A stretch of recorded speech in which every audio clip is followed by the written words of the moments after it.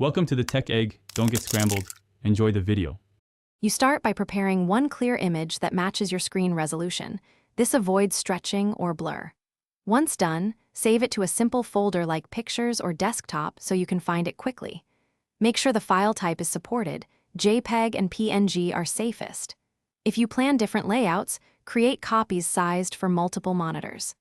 These steps speed the process and prevent surprises when you set the wallpaper, so you're ready to change settings immediately.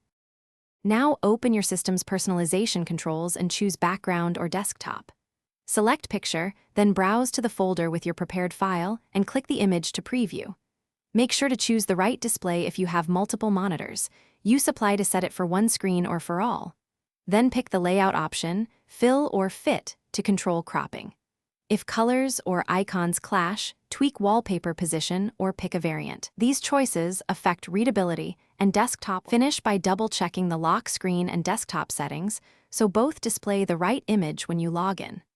If you prefer animated or live wallpapers, install a trusted app and monitor resource usage because they can increase CPU or battery drain. If your wallpaper reverts or fails to apply, make sure the image file wasn't deleted or stored on a disconnected drive, and confirm sync services aren't overriding it. Then reapply or relocate the file to your local Pictures folder. That solves most issues. Thanks for watching. Consider subscribing if I helped unscramble your problems.